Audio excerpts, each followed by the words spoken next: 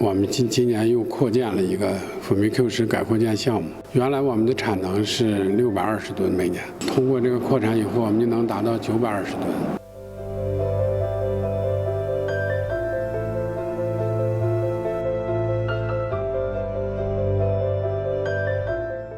目前公司主要品种在行业里边有较大的市场份额。阿莫西林原料药的产量呢，目前达到6000吨，氨变西林达到2000吨。